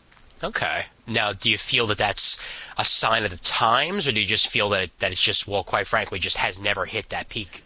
Yeah, I mean, I think it's more along the lines of that, you can't always... You're always going to have these works that are considered masterpieces and classics, and it's hard to come up with new ones. It's hard to do that. Again, obviously, I think something like Preacher, again, was a smash hit that was really, really successful and really popular. That was one of the kind of later-day masterpieces. Other stuff right now, I'm a little bit more out of touch with the line right now. Damien talked about Fables. I know that's very popular, kind of in that same supernatural sort of vein. Yeah, the only other thing I'm getting is Hellblazer. Okay. Well, see, I'm a guy who actually got into the Vertigo line obviously later than you guys did. Well, because quite frankly, when Vertigo came out, I wasn't old enough to be reading Vertigo. and now I'm reading Vertigo, and where I am is obviously a different point where other people are, because I have to go back and read that old stuff. And what many people consider to be the better Vertigo, I got to go out and find there. But my Vertigo, the Vertigo that I started off with, is stuff like We Three, which was a very, very good Grant Morrison, Frank Whiteley collaboration. Stuff like, Why the Last Man, which is fantastic. Every single Why the Last Man issue I pick up is better than the last, and that's something I'm that planning I'm on picking that one up in trades. Yes, I've got to get the trades for that one, but it's not too far from ending now. Actually, there's a set limit on that title. I believe it's issue 60, which is going to be the last one. It's kind of weird that you bring that up, and I don't mean to cut you off, but no, it's fine. That Why the Last Man again? That was a series that I jumped on board with late. I got the first trade ordering from Amazon like a couple years ago, and I was nuts for that book for maybe about 25 issues, and then something happened where it just petered off for me, and I haven't read it in like 20 issues now. Well, what was it exactly that? I don't know. I think that part of the problem was that it was such an awesome concept, the idea that he came up with for this world. I guess I got to a point where I was kind of like, I don't really think he's exploring all the ramifications of what this would really mean. Okay. If this really happened, it kind of became more of a just Yorick gets laid, ultra, Yeah. His keeper kills some people, the monkey gets kidnapped, whatever kind of thing. It was a little too small, I guess, for what I was looking for. I was hoping that it'd get a little bit bigger. The storyline. If you were a fan of it at first, I'd recommend actually picking up the last couple of trades that came out, because since then they've actually started touring the world, basically. And you see a lot more of the scope of, the ramifications of obviously there being no men except for Yorick. And you see a lot more of just like the devastation that was left in there, and a couple of the other things that really were missing early on. He's built upon the story. Let's put it that way. All right, well, I'll come back. I just, I just wanted to come in with that because I loved that series too when it first came out. Oh, yeah. And actually, I came in late, actually. I went backwards, basically. There was one solo issue that was, nothing to do with the actual... Actually, it was a two-issue arc that had little to do with the actual story itself, where there was this theater troupe that was putting on a story about there being a last man. And that was the issue. That was the arc that it really got me. And from there, I immediately went back and picked up every trade I could and started picking it up, from there, and caught myself up and, was glad I did. But a lot of people have different takes on Why the Last Man, and I feel that that's also a great example of what the Vertigo line can do these days. And I need to read some of the older stuff to actually really understand, where this line came from. And it certainly is, mature without being over the top most of the time with Vertigo. Well, also with Vertigo, I've noticed of late, it's just became miniseries after miniseries after miniseries. Mm-hmm. There's no, there's 2-3 ongoing titles? If you pretty count much. Why, you count Fables, you count Hellblazer, there's nothing else. Is Dead Man going to be a miniseries or a ongoing? I forget. Because I know that there's a new Dead Man, which apparently is not the Dead Man that we know, but it's called Dead Man, coming out of Vertigo. I'm not entirely sure what that's about. Yeah, I'm not sure myself on that one. But okay. I used to get it in because there was that many ongoing series that the story just kept on evolving and getting better and better and better. And that's what I sort of got caught in with Vertigo with. Oh, hey, you're not the only one. Now, also touching on Wildstorm for a little bit, actually, before we wrap things up and go on to the main reason why Mr. Damian is here in the first place for his new segment. Wildstorm is going through a major transformation now. I mean, obviously, when it first started out, a lot of Wildstorm was the original Image, and, obviously then broke off into Jim Lee's own company, eventually purchased by DC, and now under the main branding of DC, to the point where even Captain Atom crossed over into Wildstorm universe for a little bit and had a little stint there, and now he's back. And Mr. Majestic also had a little bit of a stint in the DC Comics world for a short time, and now he's back, I believe. But Wildstorm's going through a major change. And it's being stemmed by creators like Gail Simone coming on to books and Grant Morrison coming on the books. And it looks like they're trying to make their titles more mature and sort of gain new readership to possibly people who might have written it off as just, something that they could just look over. Well, they've always had, Planetary and The Authority and those kind of series that set that more adult tone. I really find that kind of weird that they're bringing back these old... Because I was around for that crap when it first launched, Wildcats and Wetworks and all that stuff, and they were just garbage. And I find it kind of amusing that these top flight creators now are working on trying to revamp these old books that were kind of reminiscent of the worst of the Image excesses back in the 90s. Well, Gail Simone's doing Gen 13, right? Oh yeah, definitely. Yeah, I can't wait for that. Well, I've been going through. I've got all of the original Gen 13. I've got the spin-off what was the spin-off called? Gen 13 Uncut or something like that. Oh man, I never got into that series. There's a lot of. I used to get in a lot of Image. You had Witchblade, you had Darkness, you had. I'm just trying to remember half of them now. You had More Than Mortal, which was a 8-part miniseries, which dealt with. Actually, it was a bit more of a mature thing as well, for the fact that it dealt with there was 8 avatars of Earth, and one of them wanted to kill the world, or wanted to kill the others to get all their powers and whatnot. Like there was quite a lot through Image that should have been sort of labelled some way as well. Thinking about it. Yeah, I can sort of see where you're coming from there. Again, I guess part of we kind of briefly talked about that before. I think part of it was just that, they were a new company, they were kind of coming out of nowhere, and no one really had any expectation of their history. Right. Well, there was no history, like there's no 50-year history of people expecting Superman to be kid-friendly.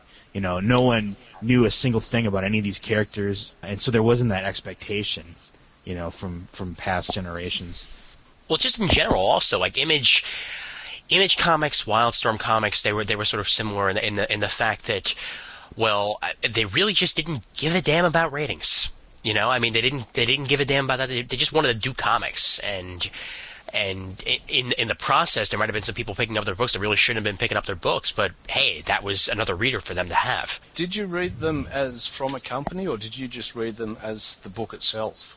That's the other thing to look at it. I never looked at it as this is a DC book, this is a Marvel book, this is a Image book, this is a Dark Horse book. It was always, I like this title, and this title. Yeah, I was never... I mean, there's people you hear that talk about how they're a Marvel zombie or whatever. I wasn't really like that either. It was more about the character for me, I guess, at the time, and that's... part of what's happened with that, with the shift, and we talked about this, I think, briefly in the Civil War episode, was we are seeing a bigger shift nowadays to people buying for the creative team.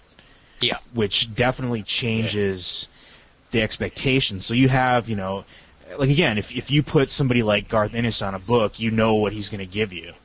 If you put a certain creator on a title, you know that it's going to be a certain mature, adult level kind of book. Hey, I admit it. I'm going to be picking up Gen 13 for the sole reason that Gail Simone's on it. I've never picked up Gen 13 in my life, but if Gail Simone writes it, I will come. So there you go. And I mean, that's the case with a lot of books, actually, quite frankly, these days. I hate to admit it because, I mean, there are some titles that I will just read because it's a character that I love. But if you bring a writer that I know or an artist that I know onto a title, I'll probably at least give it a little bit of a shot to see if I am caught onto it because, hey, these guys have done no wrong to me before, so I'm sure they can probably do right by this. Actually, what I found was even better. I went through some old trades of mine that I found in a box somewhere, and I pulled out the Batman Gothic trade, and then I realised it was written by Grant Morrison, and I just bought it because I liked the look of the picture on the front originally. Going back 10 years, and I thought, this is good, I'll grab that. Oh, man, it sounds like me with my shiny cover with Uncanny X-Men. Oh, jeez. Well, there you go with that. And what's up? Lobo. Now, there's a title that wasn't marked as mature, if I remember. Or it ended up being marked as mature, but there was a lot of stuff in his. I've got majority of his comics. What are you talking about, you bastard? Stop the teacher running away, chop her legs off. I'll bite your kneecaps off. Yeah, that was one as well that was set in the... I used to get it religiously, but it was not a mature... Well, it was not really marked as a mature book, if I remember. But it was sure as hell mature. Oh, yeah. Oh, yeah. Yeah, I mean, Matt, were you a reader of Lobo back in the day, or?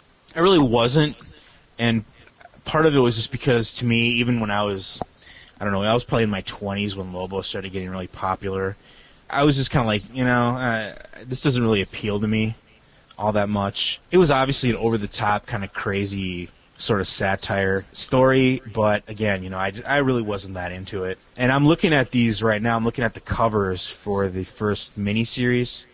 Yeah. That Lobo's, it's called Lobo. The first issue was 99 cents. There weren't, as far as I can see, there weren't any mature readers labels on any. Actually, first one, the first issue, one of these issues that I'm looking at here, it's Lobo's Back, number one, and it's actual series.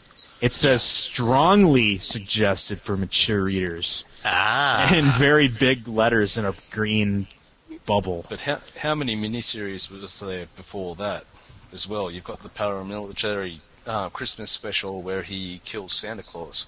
That is true. The contract from the Easter Bunny. I think that one. I'm looking at it right now. It says in the corner, seriously suggested for mature readers. Okay. And by the way, the live-action version of that I think you could find on YouTube is one of the best things I've ever watched. I've got it linked on my blog.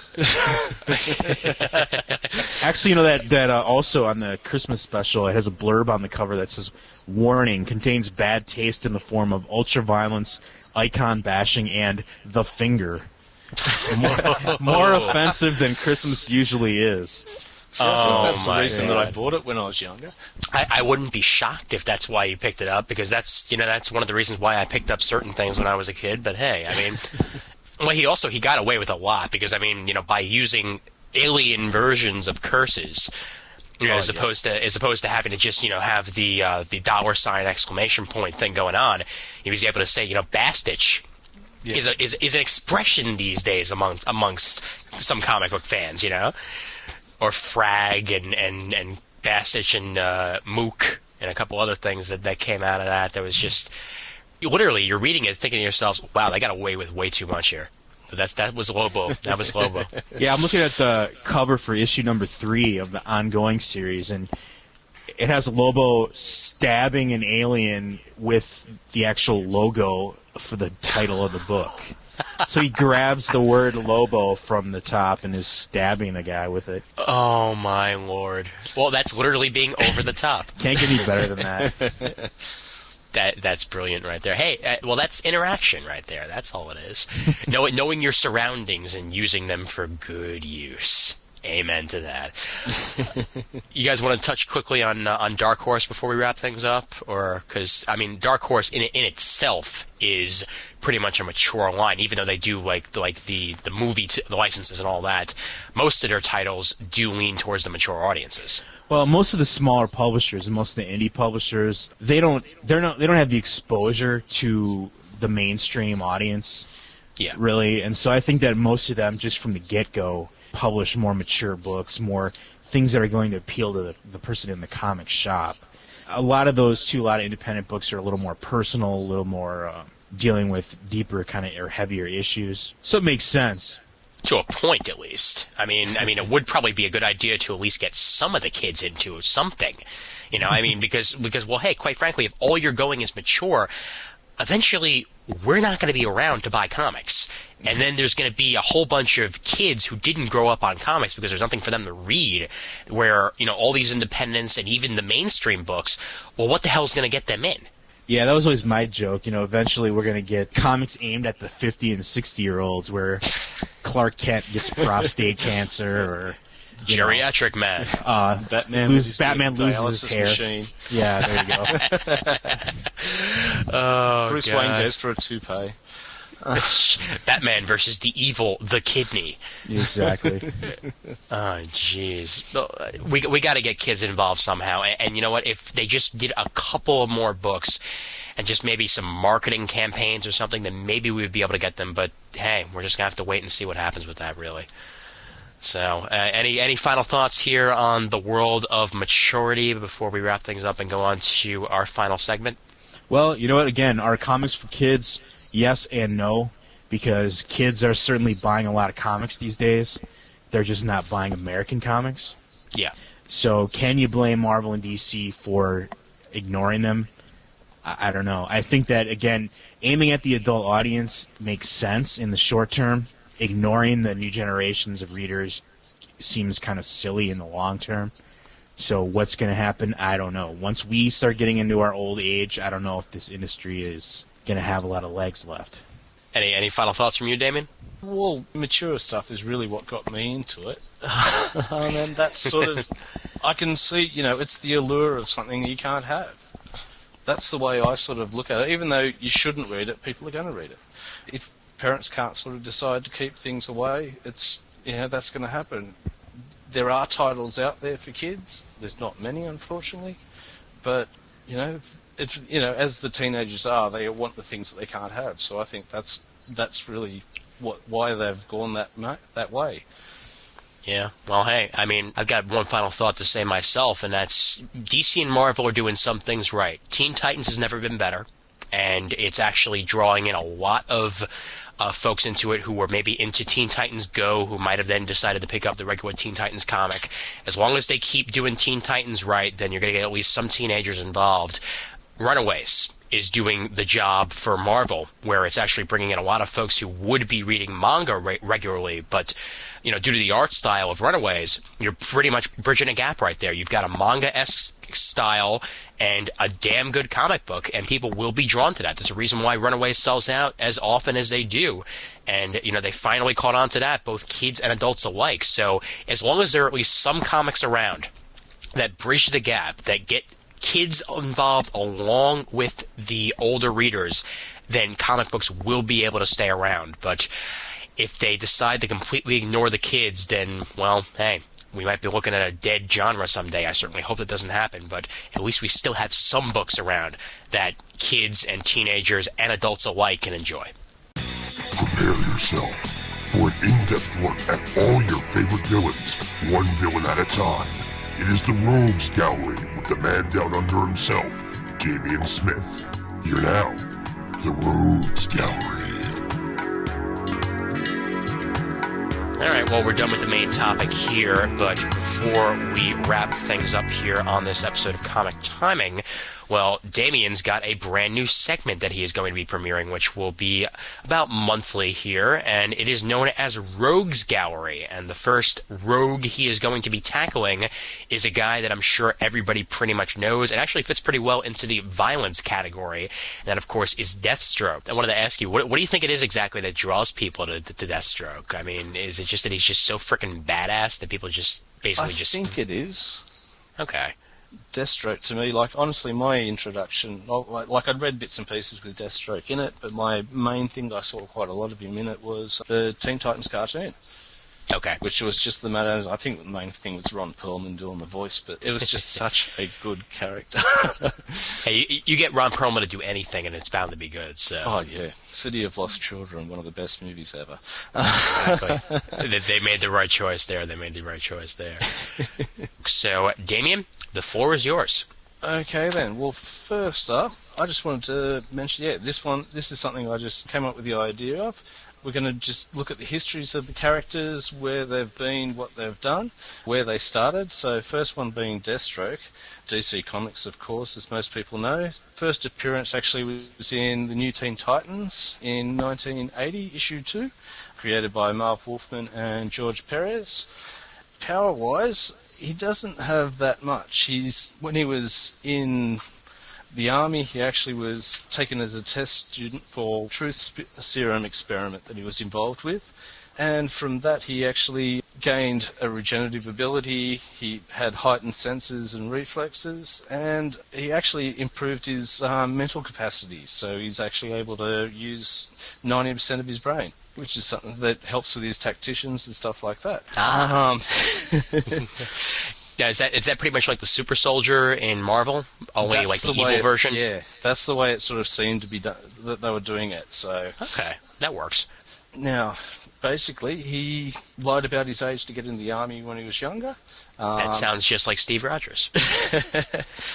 Yeah, distinguishing himself as one of the youngest decorated soldiers. He actually met his wife through the actual training facility, where she was the first person to actually be able to beat him, which is just what you always want to do, be married to someone who can beat you. Oh, exactly. Exactly. That's what I'm looking for in a woman, hell yeah. And shortly afterwards, gave birth to his first son, Grant. Then he went off, left the army, and became Deathstroke the Terminator. Sort of awesome. Without actually any of his family knowing, and was taking jobs on the side, basically. As he was going around as the Deathstroke, the president from Korak assigned a terrorist known as the Jackal to find Slade, who's, Deathstroke, if those who don't know, and kidnapped his 5-year-old son, Joseph. As always, there was a bit of a standoff. Slade had to actually make it known to his wife that he actually was Deathstroke, and his wife and himself, as dressed as Deathstroke, went after the Jackal and confronted him. Slade refused to actually give the information to him because it would violate the code of, his personal code. Yeah. And also the fact that he thought that he could actually get to his son before the Jackal did. Unfortunately, one of the Jackal's men began to slit his son's throat, and just afterwards he got to him, but Joseph was, from then on, basically mute. Oh boy. Well, if we know anything, you do not mess with Deathstroke, especially to that point. So I'm sure those people did not really last much longer after that happened. No, I don't think any of them actually did. But his wife actually thought it went the wrong way, that he should have actually just given the information and make sure his son got out intact. She actually went after her own husband with a gun. Wow. And from that is why you find out that Slade actually is blind in one eye. She shot him. Wow. So an episode of Cops, basically. Oh, yeah. You just see them, they're dragging her out, and you see going, but I love you, I love you. Oh, hell yeah. So she then actually divorced him and left with the 2 sons. And basically took him out of the picture. Joseph actually went off into arts and whatnot, and her other son, Grant, sort of decided to follow in the footsteps and attended military school, which sort of, put him on his path.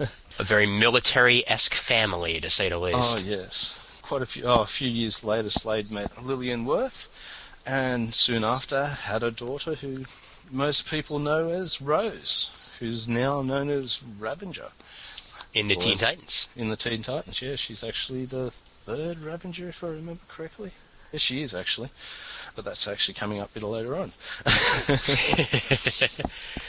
Later on, Slade actually refused a job, giving him the contract of the Teen Titans, since we're just speaking about it. He refused it, but his son Grant decided to actually do it himself. And that was where Grant became the first Ravager. He then basically destroyed himself over doing it, and Slade decided that the Titans were going to be his target. He was going to honour his son's contract on it. So pretty much from what I'm learning about him already is the fact that he's a very fractured man, that he just keeps losing the things in his life, and that's one of the reasons why he basically became what he became. I mean, he was just a contracted killer at first, but now you can understand why he hates the Titans so much. I mean, he already lost a son to him. Yeah, lost his family due to other people, and it's just, continuous downward slope that keeps happening to him. Exactly. Now, next thing that sort of happened was the Judas contract. This is where he came in, and as most people know, you had Tara Markov, who actually met up with and actually had a relationship with. A lot of people didn't like the fact that she was 16 and he was 50, but... Skeevy. Oh, yes. he actually managed, with her help, actually getting her in with the Titans, she actually managed to give Hive Dick Grayson, or Nightwing as he was then. Dick Grayson was actually managed to infiltrate Hive themselves with the help of Joseph, who is now known as Jericho. So he actually got, Dick Grayson into the other side. They in turn rescued the Titans. Terra died in the concept. For those who haven't read the Judas Contract, I'm sorry for doing that to you, but... Well, I'd say it's kind of old news at this point. Oh, yeah.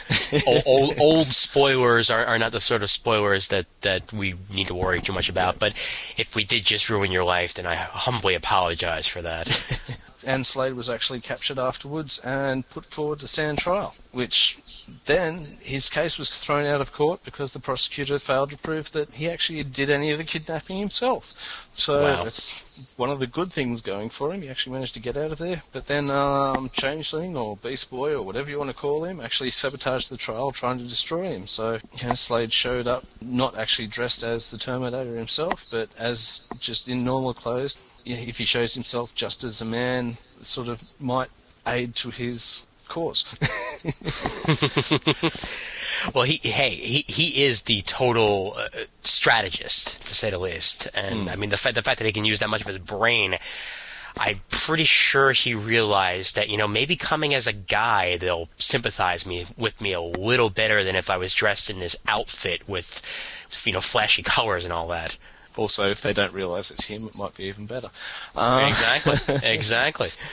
But he's actually worked with them and away from them as well. There was actually members of the Teen Titans who were captured by the Wildebeest Society. Deathstroke was instrumental in tracking them down and helping them get away, which was sort of a change of tones from him. I think it was mainly the fact that for them to find out that Joseph himself was the one who was leading the guys that captured the Titans.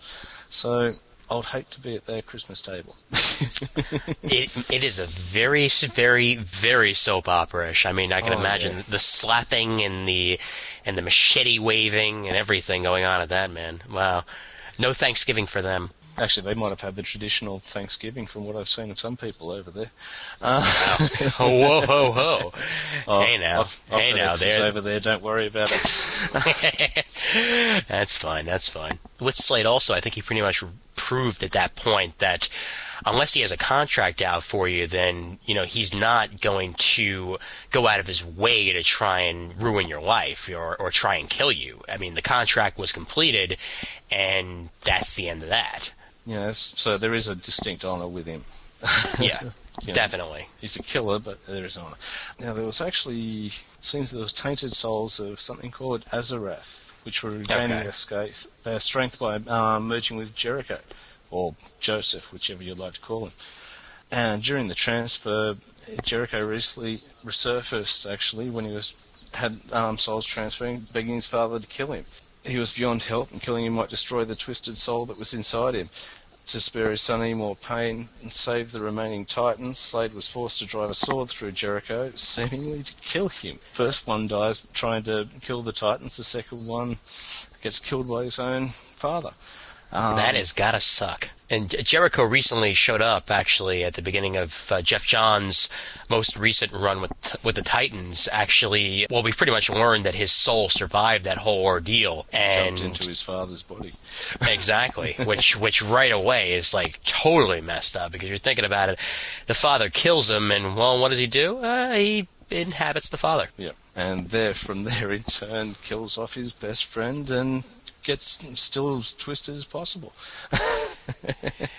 Messed up world Deathstroke lives.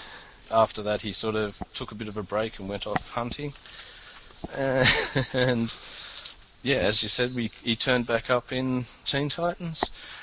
Jericho actually ended up, confronting them as Deathstroke, actually trying to take them out himself. Jericho's the one who caused Deathstroke to actually shoot Impulse, and as they kill Wintergreen, and basically from when he was found out, he ended up jumping through the bodies of the different Titans until he was repelled by Raven and eventually trapped by Cyborg's mechanical eye.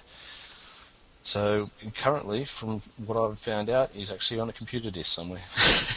Yeah, he's actually. You can actually get him on DVD now. Now, that would be an interesting thing. Like, yeah, hey, wow, I just got Jericho on DVD, dude. Yeah. Why are you looking at me like that? I wonder what sort of rating that would be. If they could do like a quadruple X, and that would probably be it.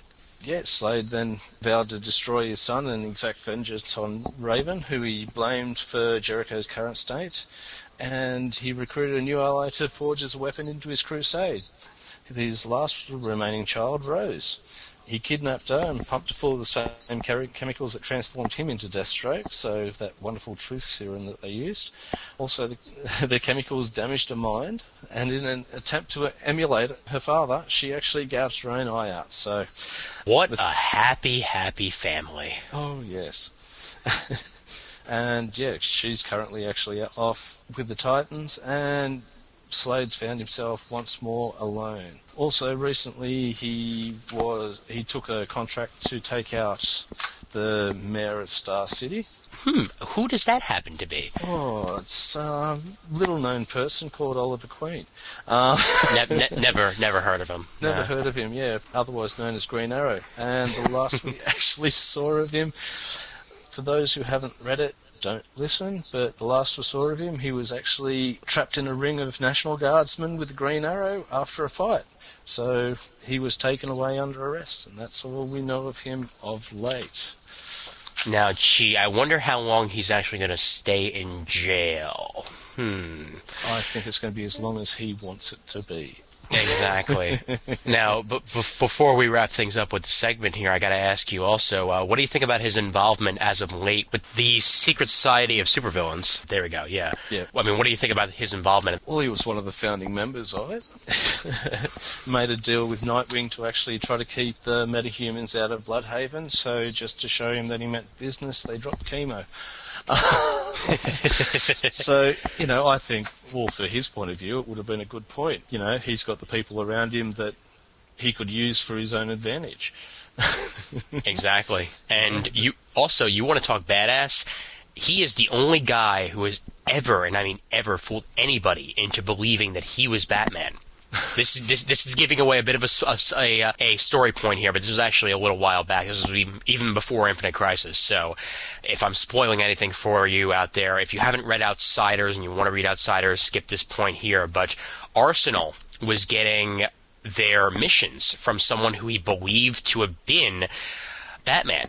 And eventually Nightwing goes to Batman and tells him, enough is enough. I really don't want you doing this anymore. And Batman turns to him and says, what the hell are you talking about? And it turned out that this guy who Arsenal was getting the missions from was not Batman. It was Deathstroke. So they're pretty much 1 and 2 in the realm of tactics and in the realm of basic intelligence at this point, because nobody knows more about style and about strategy than Batman, and number 2 would be Deathstroke. I wonder what's going to happen if they ever come up against each other. That would be interesting. I don't even want to know, but I doubt there would be many people left involved in that situation. I'd like to see if they actually ended up facing each other. That would be great. just like have the two of them like face off, and also Deathstroke also being so popular, he had his own book for a while also. 75 issues, 70 issues, and 4 specials, and it is special issue 0. Wow. Wow, that just says right there just how popular he was, because how many villains do you see who have a series that lasts that long? Not many that I have seen, actually. Exactly. Just trying to think. Yeah. Other than that, let's see what else was there. Well, yeah. Also, just for amusement's sake, they say that, and again, this is completely up to debate as it's on Wikipedia. And obviously nothing on Wikipedia is 100% confirmed. But they say that the character of Deadpool is loosely based on Deathstroke. Yeah, I read that as well. But also, I read that the Taskmaster is also very similarly based, just for the fact that Perez in the same year changed companies. Okay. And they actually wear the same sort of clothes. There was a slight difference in their clothing. There was and but a lot of their powers were actually very similar. Well, there you go. Yeah, actually, and Taskmaster is basically, his name is Taskmaster, and that's what he is, basically, a Taskmaster. He can get he knows pretty much the exact fighting style of almost everybody in the Marvel U, and can throw a shield almost as good as Captain America. So that's what he's going with there. So you can pretty much compare the two very, very easily. Yeah. And it was within the same year that they were actually created. It was actually months within each other. So, well, there you go. That's what happens when people jump shift. They take their characters with them, even if they don't take their characters with them. Well, there you have it with Deathstroke. So, I believe we have a successful first ever Rogues Gallery. So, if anyone has anyone that they want to see done, post it on the forums. We can email comictiming@gmail.com. Exactly. I'll get it after that. Exactly. And as he just mentioned, as Damien just mentioned, we've got a post on the forums actually about villains. Do you have a favorite villain? I'm going to morph that into the post for the Rogues Gallery. And we have a couple of villains that have already been mentioned there, and I'll actually make it a sticky on the forum, so anybody who does want to post who they want us to cover, well, then we will certainly try and do our best to cover that. So, hey, it's been a successful Rogues Gallery number 1 as part of this Comic Timing number 16, so good job, my friend, and let the nerves out of your system, and hopefully now that your comic timing / podcasting hymen has been broken, you'll be a little bit more relaxed the next time around. Not a problem. All right, well, Damien, that was very insightful, and I very much enjoy villains, as does Matt, I'm sure, so we'll certainly be having you back in the future to do these, probably about once a month. So, first of all, Damien, thank you very kindly for joining us today. Thanks a lot. Yep, Glad to thank be you. here. And you can find Damien's work and a whole lot more over at LordShaper.com, affiliate of the show, graciously. And, well, hey, a lot of great comic news coming out of there and gaming news and all that, so plenty of great stuff over there. And I want to thank the regular Matt S. for joining us, as always. So, Matt, thank you kindly, dude. Madame Usel's the secret. Madame Usel, exactly. Anyway, thanks for having me. I'm having a good time. And catch you later. All right, awesome. The email address for Comic Timing is comictiming@gmail.com. Don't forget to check out the forums over at comicgeekspeak.com/forum, which are graciously hosted by the Comic Geek Speak guys. Don't forget to vote for us over at Podcast Alley. The links are in the show notes and on the main page. The iTunes feed is officially fixed, so if you find us on iTunes under Comic Timing and probably resubscribe just to be on the safe side, you will be able to download all the episodes of Comic Timing. The link is still the same, and it's on the Comic Timing page at speakgeekspeak.com/comic timing. And don't forget to send us your iTunes reviews on iTunes, as they are graciously accepted there. And also, once again, visit LordShaper.com. And I'm pretty much sure that's all it. So, once again, Damien and Matt, thank you for joining us. Thanks for having me. Thanks All for right. having me. And as always, there's always time for comics.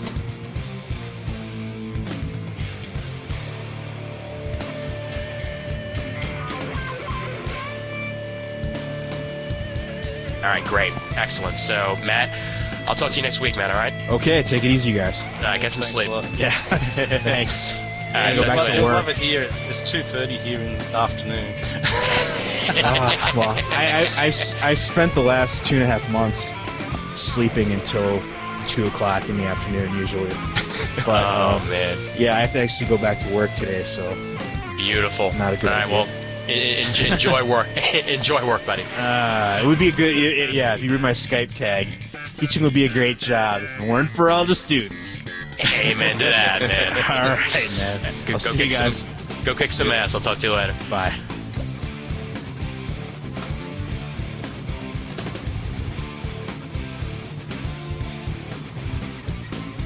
Comic Timing and plenty other great comic book podcasts are proud members of the Comics Podcast Network over at comicspodcasts.com.